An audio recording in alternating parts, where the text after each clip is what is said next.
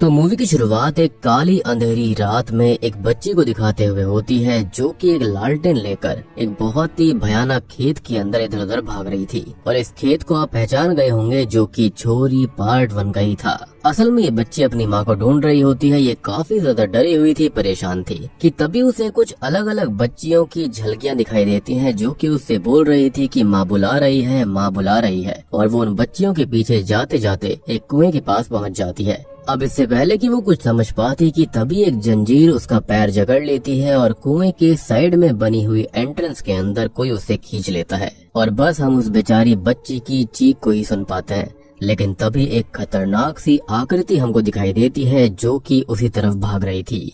यानी कि शायद से यही वो खतरनाक राक्षस या फिर कोई ऐसी एंटिटी थी जिसने कि उस बच्ची को इस कुएं के अंदर खींच लिया था। खैर अब कहानी यहाँ से आती है सीधा साक्षी पर, जो कि अब शहर में रहती है, एक स्कूल के अंदर टीचर है। अब आखिरी मूवी में साक्षी प्रेग्नेंट थी जो कि अब ईशानी नाम की एक प्यारी सी बच्ची को जन्म दे चुकी है जो कि अब 7 साल की हो चुकी है। मतलब कि कहानी 7 साल आगे जा चुकी थी। साक्षी को हम क्लास लेते हुए देख पाते हैं जहाँ पर वो एक केवमैन के बारे में पढ़ा रही होती है कि पहले के केवमैन कैसे रहा करते थे। लेकिन इवेंचुअली उन लोगों ने आपस में रहना शुरू कर दिया था, एक समुदाय बनाया, अपनी बिरादरी बनाई थी। और ये सीन यहाँ पर इस मूवी के लिए काफी ज्यादा क्रूशियल भी है। एनीवेज अब साक्षी प्रिंसिपल से बात करती है और उनसे रिक्वेस्ट करती है कि वो ईशानी के होम क्लासेस को अलाउ कर दें क्योंकि उसकी मेडिकल कंडीशन की वजह से वो स्कूल नहीं जा सकती थी। लेकिन वो उसे साफ मना कर देते हैं। उन्हें ऐसा लग रहा था कि अगर वो ऐसा करते हैं तो बाकी बच्चे भी इस चीज के लिए जोर देने लगेंगे। अब हम ईशानी को देख पाते हैं और आखिरी मूवी के अंदर हमने रानी को भी देखा था जो कि राजवीर की ही बीवी हुआ करती थी। लेकिन अब वो साक्षी के साथ ही रहती है। वो ईशानी का ख्याल रखती है और ईशानी की मेडिकल कंडीशन इसलिए खराब है क्योंकि उसको सूरज की तेज किरणों से एलर्जी है, उसकी स्किन जलने लगती है और इसी वजह से साक्षी और रानी उसे सनलाइट से दूरी रखते थे। इनफैक्ट इसलिए ही उसकी माँ ने अपनी प्रिंसेस का नाम रात्रि भी रख दिया था।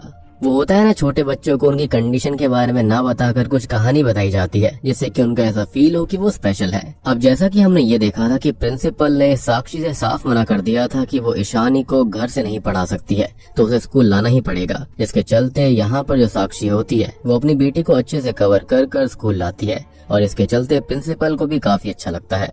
एनीवेज अब हम देखते हैं समर को। तो 7 साल पहले वो राजवीर के ही गांव में पुलिस इंस्पेक्टर था जिसके पास साक्षी और रानी अपने मर्डर्स को कन्फेस करने गए थे। लेकिन जब वो राजवीर के घर पर आता है तो उसे वहां पर उन तीनों की लाशें नहीं मिलती और तब से ही साक्षी डरी हुई है कि अगर वो जिंदा बच चुका है तो वो उसके और उसकी बेटी के पीछे जरूर आएगा। अब यहाँ समर दिल का अच्छा इंसान था और उसे साक्षी को ऐसे अकेला छोड़ना ठीक नहीं लग रहा था। तो पिछले 7 सालों से वही उसका ख्याल रखता है, उसकी छोटी बड़ी जरूरत, ईशानी की जिम्मेदारी, वो सब चीजों का ख्याल रख रहा था। इवन दो वो ईशानी को एज अ फादर पाल पोस रहा था लेकिन साक्षी के साथ उसका रिश्ता काफी पवित्र था। एनीवेज अब साक्षी यहाँ पर जो है वो 7 साल से उसके ही घर में रह रही थी, वो भी डर की वजह से। इनफैक्ट वो कहीं बाहर भी नहीं जाया करती थी, यानी कि सीधा स्कूल जाना और डायरेक्टली घर आना। उसे ये डर था कि राजवीर कहीं वापस फिर से ना आ जाए। लेकिन समर उसे हिम्मत देता है कि अगर इन 7 सालों में किसी को आना होता तो वहाँ पर आ चुका होता। खैर अब समर जो होता है वो साक्षी को ईशानी के लिए एक अच्छे डर्मेटोलॉजिस्ट के बारे में बताता है जो कि थोड़ी सी दूरी पर था। लेकिन यहाँ साक्षी जो होती है जाने से डर रही थी। अब हम देखते हैं कि समर और साक्षी बात कर ही रहे थे कि तभी ईशानी घर पर खेल रही होती है लेकिन अचानक से उसे कुछ हलचल महसूस होने लगती है। तभी एक खतरनाक काला साया उसके पास आकर उसे पोजीशन में लेने लगता है जिसके साथ ही वो घर से बाहर निकल जाती है। उसके पीछे रानी भी आती है क्योंकि वो बाहर कुछ कर रही थी। लेकिन तभी उन दोनों को एक एम्बुलेंस के अंदर आए हुए कुछ लोग किडनैप करके वहाँ से ले जाते हैं। जब साक्षी घर आती है तो उसे ईशानी और रानी कहीं पर भी नहीं मिलते और वो ये बात समर को बताती है जो कि तुरंत ही सर्च ऑपरेशन शुरू कर देता है। अब साक्षी घर पर ही रहती है जो कि अपनी बेटी के जाने से डर के मारे रोए जा रही थी और उसे उसके विजन्स भी आने लगते हैं। खैर थोड़ी देर के बाद में समर उसे कॉल करके बताता है कि ईशानी ट्रेस हो चुकी है जो कि असल में सीसीटीवी कैमरा में कैद हुई थी जिसको राजवीर के गाँव का मुखिया यानी कि ताऊ अपने साथ ले जा रहा था। अब ये लोग बिना वक्त गवाए सीधा उसी गाँव में पहुँच जाते हैं जहाँ पर 7 साल पहले ये सब शुरू हुआ था। और उस खेत में आ जाते हैं जहाँ पर कुछ बच्चे साक्षी के सामने डॉल्स फेंक कर जा रहे थे। और जब साक्षी उस डॉल को देखती है तो उनके ऊपर ईशानी की ड्रेस का टुकड़ा भी लगा हुआ था। और जब वो, समर और बाकी के 2 कांस्टेबल खेत के बीच में आते हैं तो सभी बच्चे उन पर पत्थर फेंकने लगते हैं। And let me tell you, ये सारे के सारे लड़के थे। एनीवे, समर जो होता है वो साक्षी को बचाने के लिए उसे साइड में खड़ा कर देता है, जिसको एक आदमी खींच कर ले जाने लगता है। और ये आदमी कोई और नहीं बल्कि वो होता है उसका ही पति राजवीर, जिसका आधा चेहरा अजीब सा हो चुका था, वो भी रानी के हमले की वजह से। यानी कि 7 साल पहले जब रानी ने उसके ऊपर हमला किया तब उसका आधा चेहरा खराब सा हो गया था। सो बेसिकली देखा जाए तो पिछले 7 साल से ये गाँव वाले साक्षी और ईशानी को ही ढूंढ रहे थे। खैर, अब साक्षी को समझ पाती इससे पहले ही कोई उसे पीछे से डंडा मार कर बेहोश कर देता है। और समर यहाँ बच्चों को रोकने की कोशिश करता है, हवा में फायर करता है जिससे कि वो भाग जाते हैं। खैर, अब वो साक्षी के पास आता है लेकिन तब तक वो गायब हो गई थी, जिससे वो बहुत ही ज्यादा परेशान हो जाता है। तभी हम साक्षी को देख पाते हैं जिसे एक रूम के अंदर, जो कि बेसमेंट जैसी जगह थी, वहाँ पर लाया जाता है जहाँ पर सभी गाँव के लोग जमा हो रखे थे। और तभी इस गाँव का मुखिया यानी कि ताऊ सबसे ये कहता है कि राजवीर की घरवाली और उसकी बेटी 7 साल पहले यहाँ से चले गए थे और उन्होंने उनकी प्रथा को तोड़ दिया था। और वही बच्ची उस दिन खत्म होने वाली थी, सैक्रिफाइस होने वाली थी, जिसके चलते उनके गांव पर श्राप आ चुका है और उनकी समृद्धि, खुशहाली सब कुछ चली गई थी। तभी राजवीर कहता है कि उसकी बेटी और बच्ची तो वापस आ चुकी है और उसका वादा पूरा हुआ तो वो उसको वापस अपने कुनबे में यानी कि अपनी बिरादरी में शामिल कर ले। लेकिन ताऊ ये बोलता है कि ये इजाजत तो प्रधान जी ही देंगे और दासी जो कि उनकी पत्नी है वो उनसे पूछकर इस चीज को बताएगी। खैर, अब तभी एक काले लिबास वाली अजीब सी लेडी को दिखाया जाता है और इसको ही सब दासी माँ कहते हैं। और वो वहाँ पर लगे हुए एक दरवाजे के टाक से यानी कि वहाँ पर एक छोटे से सुराख से प्रधान जी को इशारा करती है और अंदर हम एक झलकी देख पाते हैं जो कि काफी अजीब सा आदमी था। आदमी कहे या फिर एक अजीब सा राक्षस, जिसको हमने मूवी की शुरुआत में भी देखा था, जो कि एक छोटी सी बच्ची को उठा कर ले गया था। वो वहाँ पर जंजीरों से बंधा हुआ था और अब वो अपनी किसी पौराणिक भाषा में कुछ कहता है जो कि खाली दासी ही समझ पाती है। जिसके बाद में दासी आकर ताऊ को बताती है। अब ताऊ ये कहता है कि अगले 3 दिन तक साक्षी और उसकी बेटी को यहीं पर रखा जाएगा और उसकी बेटी का सैक्रिफाइस होगा जिससे कि उनके गांव का श्राप दूर हो जाएगा। और तीसरी रात को ही साक्षी की गर्दन खुद राजवीर काटेगा सबके सामने, जिससे कि उसे वापस कुनबे में ले लिया जाएगा। इनफैक्ट हम ये भी देख पाते हैं कि जहाँ पर ये क्रीचर या फिर ये प्रधान रहा करता था उसके आगे एक गेट था जिसके ऊपर एक बहुत ही अजीब सी आकृति बनी हुई थी, जैसे कि होता है ना कोई बहुत बड़ा राजा महाराजा, बिल्कुल उस तरह से। इनफैक्ट आप इसको यहाँ पर इस गाँव का राजा ही मान लो। और ये सारे गाँव वाले इसी को पूजा करते थे। यानी कि इस गांव के अंदर हमको फर्स्ट पार्ट में बताया गया था कि कुएं के अंदर लड़कियों की बलि दी जाती है जिससे कि गांव समृद्ध हो जाता है। लेकिन यहाँ पर प्लॉट को और भी ज्यादा एक्सटेंड करा गया है, यानी कि ये सब किसी और के कहने से नहीं बल्कि प्रधान के कहने से हो रहा था, जो कि ये अजीब सा बड़ा सा दानव जैसा क्रीचर है। खैर, अब ये लोग आगे बात करें इससे पहले ही वहाँ पर बने हुए दूसरे दरवाजे से बहुत सारी लेडीज के चीखने चिल्लाने की आवाज आती है जिससे कि सब डर जाते हैं। और ऐसा तब हुआ था जब यहाँ पर साक्षी राजवीर से सवाल जवाब कर रही थी। खैर, तभी साक्षी को एक अंधेरे कमरे में कैद कर दिया जाता है और यहाँ पर उसे बेहोश किसी और ने नहीं बल्कि दासी ने किया था। खैर, अब साक्षी को यहाँ पर कैद करने के लिए काफी सारे बच्चे आए थे जो कि कहते हैं कि वो शोर ना करे नहीं तो वो जाग जाएगा।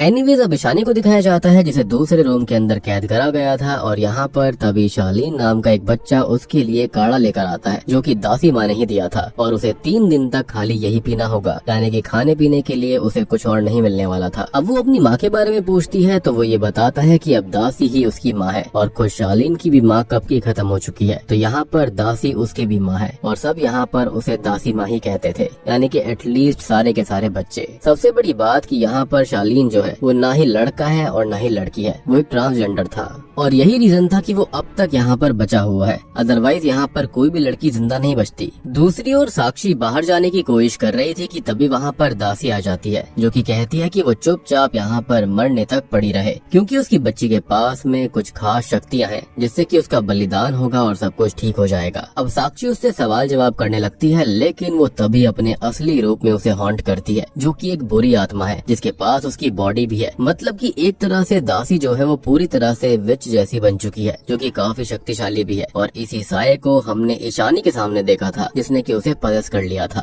खैर तभी हम राजवीर और ताओ को देख पाते हैं, जहाँ पर राजवीर ये कहता है कि उसे अपने माता पिता की मौत का बदला लेना है और वो तो आज ही साक्षी को खत्म कर देता, लेकिन उन औरतों की आवाजों ने उसको डरा दिया। जिस पर ताओ कहता है कि वो आवाजें अभी आ रही हैं, लेकिन जल्दी वो भी रुक जाएंगी। और हम समझ पाते हैं कि वो औरतें जिंदा तो नहीं है, या फिर बात इससे भी कुछ आगे की थी। खैर ताओ कहता है कि सभी आवाजें भी शांत हो जाएंगी और सब कुछ ठीक होगा। बस दासी अगले 3 दिन में ईशानी का विश्वास जीतकर उसे सैक्रिफाइस के लिए तैयार कर ले। तभी हमें दासी को दिखाया जाता है, जो कि ईशानी के पास आती है और उसे जबरदस्ती वो काढ़ा पिला देती है। अब वो प्रधान के पास जाती है और प्रधान के रूम का दरवाजा एक खास तरह की प्रार्थना से ही खुलता था। अब तभी दरवाजा खुल जाता है, मतलब कि प्रधान ने उसे अंदर जाने की इजाजत दे दी। अब वो अंदर जाती है और वो झुककर चल रही होती है, जो कि डर था या फिर रिस्पेक्ट या फिर कॉम्बिनेशन ऑफ बोथ।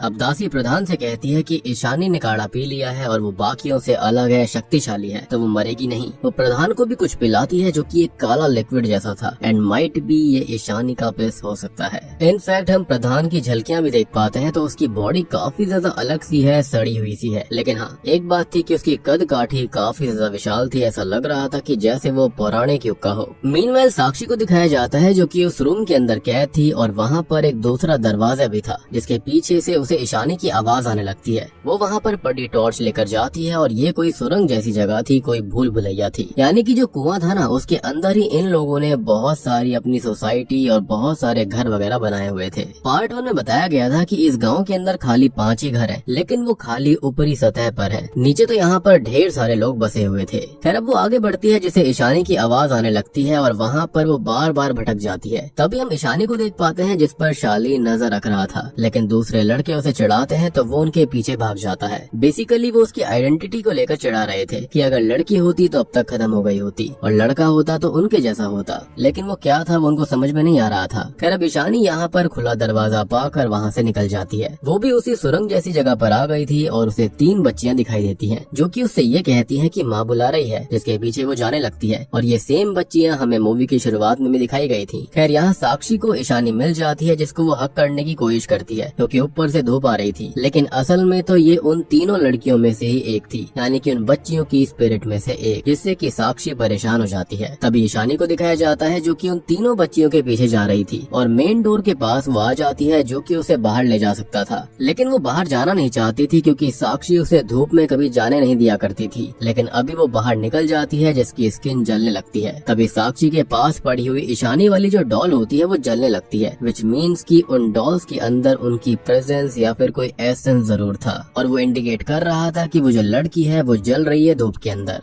खैर अब दासी माँ ईशानी के रूम में आती है, जो कि वो उसे ना पाकर घबरा जाती है। तभी अचानक से उसका काला साया, यानी कि उसका डार्क फॉर्म, जो कि उसकी बॉडी से अलग हो सकता था, वो उसे ढूंढने के लिए निकल पड़ता है। वो ईशानी को बाहर देखती है और ये सब कमरे, रास्ते असल में एक कुएं के अंदर बने हुए हैं, और ईशानी कुएं से बाहर निकल रही थी, लेकिन वो वहीं पर बेहोश हो गई थी। खैर अब दासी का काला साया उसके शरीर में वापस आता है और वो सीधा निकल जाती है ईशानी को लेने के लिए। लेकिन हम नोटिस कर पाते हैं कि उसकी स्किन भी झुलस गई थी, मतलब कि उसे सेम ईशानी जैसी मेडिकल कंडीशन है। लेकिन दासी ने साक्षी से ये कहा था कि ये कोई बीमारी नहीं है, बल्कि एक खासियत है, एक शक्ति है। एनीवे साक्षी को दिखाया जाता है, जिसे उन लेडीज की और बच्चियों की आवाज सुनाई दे रही थी और वो एक अंधेरे कोने में जाने लगती है। तभी दासी को दिखाया जाता है, जो कि ईशानी और खुद का इलाज कर रही थी और उनके घाव पर मल्लम लगा रही थी, कि तभी वहाँ पर ताऊ आ जाता है। अब वो ये कहता है कि ये लड़की बच तो जाएगी ना, क्योंकि इससे पहले भी 3 लड़कियां खत्म हो चुकी हैं, जिन्हें प्रधान का इलाज करने के लिए बुलाया गया था। लेकिन दासी के हाथों वो तीनों खत्म हो गई। वो कहती है कि उसके अंदर शक्ति है और वो इसी गांव का असली खून है, जिससे कि प्रधान का इलाज हो जाएगा और वो ठीक हो जाएंगे। यानी कि हमको समझ में आता है कि जो प्रधान था ना, वो कमजोर हो रहा था और उसको अपनी शक्ति बढ़ाने के लिए किसी ऐसी खास लड़की की जरूरत थी, जो कि यहीं के खून वाली हो, जो कि कोई और नहीं बल्कि ईशानी खुद है। ताऊ कहता है कि प्रधान बीमार है और तब से ही गाँव के अंदर सूखा पड़ा हुआ है, और अगर वो गुस्से में आ गया तो पूरा का पूरा गाँव भस्म हो जाएगा। जिस पर दासी कहती है कि ऐसा कुछ नहीं होगा, वो ईशानी के सेक्रीफाइस से प्रधान को ठीक भी कर देगी। लेकिन ताऊ कहता है कि उसका काला साया ईशानी के ऊपर भारी पड़ रहा है, यानी कि उसका वो रूप जो कि काफी भयानक सा होता है। लेकिन इस बात पर दासी कहती है कि ऐसा कुछ भी नहीं है, ये काला साया असल में प्रधान ने ही उसे शक्ति के रूप में दिया था जो कि उनके लिए ही काम करता है। अब इसी बीच हम समर को देख पाते हैं जो कि अकेला ही खेत में घुस जाता है और उस कुएं तक पहुंच जाता है। खैर अब वो उस कुएं के अंदर उतर जाता है जिसको वो पूरी की पूरी भूल भुलैया मिलती है और वो समझ जाता है कि यहाँ पर बहुत ज्यादा वक्त लगने वाला है। इनफैक्ट उसने अपने कांस्टेबल को भेज भी दिया था ताकि वो शहर से जाकर यहाँ पर मदद लेकर आ सके। उसने ये भी कहा था कि अगर वो कल शाम तक वापस लौट कर नहीं आता या फिर उसकी कोई खबर नहीं आती तो वो यहाँ पर सारी की सारी पुलिस फोर्स को लेकर आ जाए। ये सारी डिटेल्स वो फोन के अंदर वॉइस नोट्स के अंदर भी सबको सेंड कर रहा था। अब तभी हमें ईशानी को दिखाया जाता है जो कि दासी के पास ही थी। अब जो ईशानी होती है उसकी एक आदत होती है कि उसे सूप पसंद नहीं था और वो इस काढ़े को भी सूप ही समझ रही थी। इनफैक्ट जब उसकी खुद की माँ यानी कि साक्षी जो होती है वो उसको सूप पिलाया करती थी तो वो हमेशा एक कहानी सुना करती, जिसके चलते ईशानी जो होती है वो दासी से भी एक कहानी सुनाने के लिए बोलती है ताकि वो उस काढ़े को पी सके। अब दासी माँ ईशानी को कहानी सुनाने लगती है कि बहुत समय पहले इस गांव के राजा की कोई संतान नहीं थी, जिसके चलते सूर्य देवता से उन्होंने रिक्वेस्ट करी कि उसको एक संतान प्रदान करी जाए। लेकिन होता यह है कि उसको चाहिए था बेटा, लेकिन सूरज देव ने किया ये कि उसको बेटी दे दी थी, जिसके चलते वो बहुत ही ज्यादा गुस्से में आ गया और वो उसको खत्म करने वाला था। इनफैक्ट वो सूर्य देव को बहुत उल्टा सीधा बोलने लगता है, साथ ही साथ उस बच्ची को वहीं कुएं के पास रख जाता है। अब इससे होता यह है कि सूर्य देव बहुत ही ज्यादा गुस्से में आ गए थे, जिसके चलते वो उस बच्ची को जला ही रहे होते हैं। वो काफी ज्यादा जल रही थी लेकिन वो बच्ची स्ट्रांग होती है और ऐसे ही करते करते रात हो जाती है, यानी कि सूर्य देवता भी थक गए थे उस बच्ची को जलाते जलाते। ऑब्वियस सी बात है, एक छोटी सी बच्ची थी तो उनको भी उन पर तरस आ गया। लेकिन हुआ ये कि रात में एक केव मैन यानी कि आदि मानव आया और उसे अपने साथ लेकर चला गया। उसने अपनी शक्तियों से उसे ठीक कर दिया और वो आदि मानव असल में एक राजकुमार था। वो उस बच्ची को अपने साथ रखता है और जब वो बड़ी होती है तो उसे आदि मानव की सेवा करनी पड़ती है और यहाँ पर ढेर सारी लड़कियाँ आती जाती हैं जो कि उस प्रिंस ऑफ डार्कनेस मतलब कि प्रधान को पसंद आ जाती हैं, तो वो उसे अपने साथ रख लेता है, यानी कि वाइफ बनाकर उसे शक्तियाँ भी देता है। सो बेसिकली यहाँ पर ये पूरी की पूरी कहानी के अंदर वो जो छोटी बच्ची थी जो कि बच गई थी, जिसको ये केव मैन यानी कि आदि मानव, जिसको प्रिंस ऑफ डार्कनेस भी बोला गया है, जो उसको लेकर गया था वो कोई और नहीं बल्कि दासी खुद थी। वो अपनी ही कहानी इनडायरेक्टली सुना रही थी। दासी बताती है कि आजकल प्रधान बीमार है, जिसके पास अब ईशानी को भेजा जाएगा उसकी सेवा करने के लिए, और अगर वो उससे खुश हुआ तो वो उसको भी शक्तियाँ दे देगा। और यहाँ पर क्या सेवा होती होगी हम यहाँ पर बता भी नहीं सकते, क्योंकि यहाँ पर ये बहुत ही ज्यादा वियर्ड चीज हो रही थी। अब ईशानी जो होती है उसको एंजल विंग्स चाहिए थे, यानी कि पर चाहिए थे, जिसके चलते दासी माँ कहती है कि हाँ, अगर वो उसको पसंद आ जाती है यानी कि प्रधान को ईशानी पसंद आती है तो वो उसको भी पर दे देंगे, विंग्स दे देंगे, जिसके चलते ईशानी बहुत खुश हो जाती है। लेकिन हम देख पाते हैं कि कुछ ही समय के बाद में ईशानी के पेट में दर्द शुरू हो जाता है और इसी बीच साक्षी को दिखाया जाता है जो कि घूमते घूमते एक कमरे तक आ गई थी, जहाँ पर उसे बहुत सारी लेडीज की स्पिरिट मिलती है जिन्हें इसी कमरे के अंदर लाकर जान से मारा गया था, और ये सारी झलकियाँ हमको दिखाई भी जाती हैं। इनफैक्ट इतना ही नहीं, उनकी बच्चियों को यानी कि लड़कियों को भी यहाँ पर लाकर अलग अलग तरह से इस्तेमाल करके खत्म कर दिया गया। अब इन सभी लेडीज की स्पिरिट इसी कमरे के अंदर कैद होकर रह गई, जो कि बस रोती रहती, तड़पती रहती। हमेशा वो जल रही थी, रोज मर रही थी और बस वो मुक्त नहीं हो पाती, यानी कि उनको मुक्ति चाहिए थी। यहाँ पर साक्षी को रानी भी मिलती है जो कि डर कर यहाँ वहाँ भाग रही होती है, छुप रही होती है, और अब तक राजवीर वहाँ पर आकर उसका गला काट कर उसे भी खत्म कर देता है और उसको एक अंधेरे कोने में फेंक देता है, यानी कि जहाँ पर सभी लेडीज की लाशों को डंप किया जाता था। अब साक्षी कुछ समझ पाती इससे पहले ही राजवीर गायब हो जाता है, मतलब कि ये सब वो विजन्स में देख रही थी, और हम यहाँ पर समझ पाते हैं कि इनडायरेक्टली रानी खत्म हो चुकी है, यानी कि वो पास्ट की झलकियाँ देख रही थी। लेकिन तभी होता यह है कि रियल राजवीर वहाँ पर आ जाता है और उसे हंटर से पीटने लगता है, और दासी आकर बताती है कि ईशानी अब सैक्रिफाइस के लिए तैयार है, वो बड़ी हो चुकी है, मतलब कि उसके फोर्सफुली फर्स्ट पीरियड आ गए थे, वो भी 7 साल की उम्र में। ये सुनकर साक्षी बहुत ज्यादा परेशान हो जाती है, उसे कुछ भी समझ में नहीं आ रहा था। वो बार बार बोलती है कि वो 7 साल की मासूम बच्ची है, लेकिन राजवीर उसे पीट पीट के अधमरा कर देता है। तभी दासी को दिखाया जाता है जो कि ईशानी के फर्स्ट पीरियड ब्लड को प्रधान को ऑफर करती है और वो उसे अप्रूव कर देता है। एंड आई नो कि ये बहुत ही वियर्ड चीज थी, लेकिन क्या कर सकते हैं, यहाँ यहाँ पर कुछ इश्यूज के बारे में दिखाने की कोशिश करी गई है कि कैसे छोटी छोटी बच्चियों को मोलेस्ट करा जाता है। और यहाँ पर ये जो बहुत ही खतरनाक सा प्रधान दिखाया गया है, जो कि कोई और नहीं बल्कि प्रिंस ऑफ डार्कनेस या फिर ये कहें कि कोई डीमन है, तो इसको रियल लाइफ के उन लोगों की तरह समझो जो कि छोटी बच्चियों के साथ में ऐसा करते हैं। खैर अब ताऊ सबसे कहता है कि आज तीसरी रात है और आज ही रात सारा का सारा रिचुअल कंप्लीट हो जाएगा और सब कुछ ठीक होगा। हम साक्षी को देखते हैं जो कि अब होश में आती है और उसे डंपिंग कॉर्नर तक आ जाती है, जहाँ से नीचे वो सीधा पानी में गिरती है, जो कि असल में उस कुएं का अपर सरफेस था। अब साक्षी जो होती है वो ऊपर जमे हुए केमिकल्स की परत पर गिरती है और धीरे धीरे पानी के अंदर डूबने लगती है। और वहाँ पर हम देख पाते हैं कि वहाँ निचली सतह पर ढेर सारी लेडीज की लाश थी जिनकी स्पिरिट उसे दिखाई देती थी। खैर अब वो पानी से ऊपर आती है और सभी स्पिरिट्स इंक्लूडिंग रानी की स्पिरिट उसे घेर लेती है और सभी एक साथ उसके सर पर हाथ रख देती हैं, जिससे कि वो तड़पने लगी थी। बेसिकली उनकी उम्मीद अब कोई और नहीं बल्कि साक्षी बन गई थी। मीनवाइल ताऊ और राजवीर को दिखाया जाता है, जहाँ पर ताऊ राजवीर से कहता है कि उसे कैसे भी साक्षी चाहिए जिसकी गर्दन वो सबके बीच काटेगा, ताकि सबको एक सबक मिल सके कि यहाँ पर कोई भी लेडी कभी प्रथा नहीं तोड़ सकती। तो असल में ताऊ का प्लान ये था कि वो साक्षी को सबके सामने मरवाएगा, जिससे होगा ये कि सारे के सारे लेडीज के मन में एक डर सा बैठ जाएगा कि कोई भी मर्दों के खिलाफ, प्रथा के खिलाफ नहीं जा सकता। लेकिन राजवीर जो था उसने गुस्से में आकर पहले ही साक्षी को अधमरा छोड़ दिया था, जिसके चलते ताऊ उसको कहता है कि वो उसे कैसे भी जिंदा या फिर मरी हुई यहाँ पर लेकर आए। अब ये बात शालीन जो होता है वो सुन लेता है, जो कि साक्षी के पास जा रहा था, लेकिन रास्ते में समर उसे पकड़कर उससे पूछता है तो वो बताता है कि प्रधान असल में एक आदि मानव है और इस गांव के लोग ही उसके वंशज हैं और वो धूप में नहीं जा सकता, इसलिए उसको प्रिंस ऑफ डार्कनेस कहा जाता है। और वो अभी बीमार है, जिसके लिए ईशानी का बलिदान होगा, मतलब की शादी होगी, जिसमें ईशानी बच गई तो अगली दासी बन जाएगी। हालांकि आज तक कोई भी बच्ची बच नहीं पाई। इससे पहले भी 3 लड़कियां आई थी लेकिन वो जिंदा नहीं बच पाई थी, विच मीन्स की शुरुआत से हम जो 3 बच्चियों की स्पिरिट्स को देखते आ रहे हैं वो वही बच्चियां थी जिनको इस आदि मानव यानी कि प्रधान के सामने एज अ सैक्रिफाइस पेश किया गया था। यानी कि उनके साथ भी फोर्सफुली यही सब किया गया।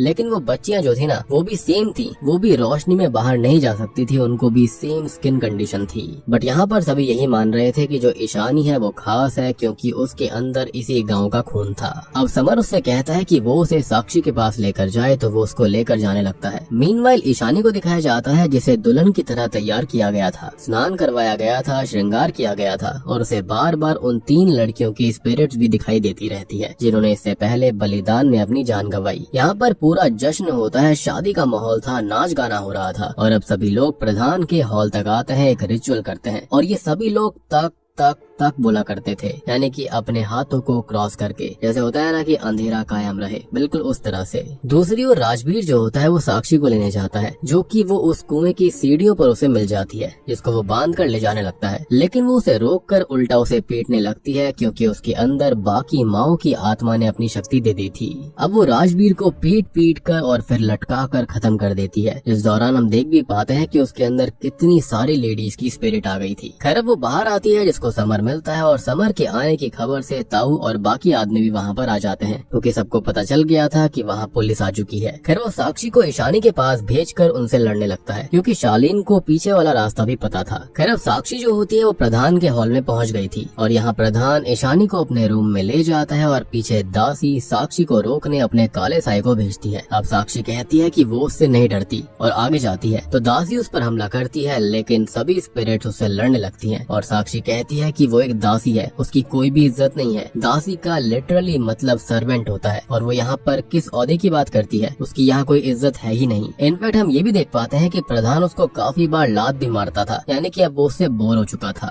हम देखते हैं कि साक्षी दासी को ओवर पावर करके उसे दूर फेंक देती है, यानी कि अब उसकी शक्ति काफी बढ़ गई थी। तभी वो प्रधान के रूम का दरवाजा खींचने लगती है, जिस पर दासी कहती है कि इसको कोई शक्तिशाली खोल सकता है और उसके अंदर इतनी हिम्मत नहीं है। लेकिन तभी सारी की सारी स्पिरिट्स मिलकर उसका साथ देती हैं, जिसके चलते वो दरवाजा खुल जाता है। खैर अब वो अंदर आकर ईशानी को बचाती है, जो कि एक बक्से के अंदर बंद थी, लेकिन प्रधान उसका ही रूप लेकर उसे हॉन्ट करता है और ईशानी की जिंदगी को खाने लगता है, यानी कि उसकी लाइफ फोर्स को। और शायद से यही वो चीज थी जिसके चलते वो खुद को सही करता। अब साक्षी तो यहाँ पर कुछ भी नहीं कर पा रही थी, लेकिन तभी दासी का काला साया प्रधान को आकर्षा कर लेता है और उसे कमजोर कर देता है। हम देख भी पाते हैं कि उसका विशाल रूप जो था वो काफी ज्यादा छोटा सा हो गया था, यानी कि उसकी शक्तियाँ खिंच गई थी। या फिर ये कहें कि वो काफी ज्यादा कमजोर हो चुका था, जिससे कि ईशानी बच जाती है। तभी समर की पुलिस टीम जो होती है वो वहाँ पर आ चुकी थी और वो ताऊ को अरेस्ट भी कर लेता है। इनफैक्ट वो ताऊ को मारता भी है कि अब निकल गई मर्दानगी। अब तभी साक्षी के पास दासी आती है और कहती है कि अब वो किसी बच्ची को दासी नहीं बनने देगी, यानी कि उसे फाइनली अकल आ गई थी। इनफैक्ट मैंने आपको मूवी की शुरुआत में एक सीन दिखाया था जहाँ पर साक्षी स्कूल के अंदर इसी आदि मानव के बारे में पढ़ा रही थी, तो वो इनडायरेक्ट हिंट था कि यहाँ पर साक्षी का सामना किससे होने वाला है। और अब आपको एक बात और समझ में आई होगी कि यहाँ पर जो स्पेशल लड़कियाँ थी जो कि धूप में नहीं जा सकती थी, उसके पीछे क्या रीजन था। तो सूर्य देव जो थे वो उनको जला दिया करते थे क्योंकि वो नहीं चाहते थे किसी बच्ची के साथ में कुछ भी गलत हो। लेकिन अल्टीमेटली आई बिलीव कि यहाँ पर ये दिखाने की कोशिश करी गई है कि पहले जमाने में लोग जो थे उनको किसी भी मेडिकल कंडीशन के बारे में पता नहीं था, जिसके चलते वो उसको श्राप या फिर कुछ और मान लिया करते। लेकिन आज की डेट में मेडिकल साइंस काफी आगे बढ़ चुकी है, जिसके चलते इसे एक मेडिकल कंडीशन माना जाता है, ना कि कोई श्राप। एनीवेज अब ये तीनों कुएं से बाहर आ जाती हैं, लेकिन प्रधान साक्षी के पैर में जंजीर बांधकर उसे अंदर खींच लेता है और ये बिल्कुल सिमिलर सीन है जो कि मूवी की शुरुआत में दिखाया गया था। खैर अब वो दासी से ये कहती है कि उन्हें प्रधान को खत्म करना होगा, नहीं तो ये कभी भी नहीं रुकेगा और ये राक्षस जो है वो सबको मार देगा। और तभी हम देख पाते हैं कि जो इंटरनल स्ट्रक्चर था, कुआं था, वो भी टूटने लगता है और अब वो प्रधान की ओर ही बढ़ जाती है उसे खत्म करने के लिए। और उसकी शक्ति को देखते हुए लगता है कि इस बार वो फाइनली उसे खत्म कर देगी, क्योंकि हम समझ पाए हैं कि यहाँ पर जो प्रधान था यानी कि आदि मानव डीमन था, वो बहुत ही ज्यादा कमजोर हो चुका था। लेकिन क्या साक्षी प्रधान को हरा पाएगी? क्या वो इस काले साये को खत्म कर पाएगी? तो इस बारे में तो हमें फिलहाल दिखाया नहीं जाता, लेकिन आई बिलीव कि वो उसको खत्म कर सकती है। और अगर ये कुआं खत्म हो भी जाता है, इसका स्ट्रक्चर दब जाता है, तब भी शायद से साक्षी जो है वो स्पिरिट्स की मदद से, यानी कि जो यहाँ की नेटिव थी, वो उनकी हेल्प से बाहर निकल सकती है, क्योंकि यहाँ से बाहर निकलने के कई सारे रास्ते थे। और इसी के साथ में छोरी 2 मूवी यहीं पर खत्म हो जाती है। तो दोस्तों ये थी छोरी 2 फिल्म की कहानी। उम्मीद करता हूँ कि आपको ये एक्सप्लेनेशन पसंद आई होगी, डिटेल में समझ में आ गई होगी।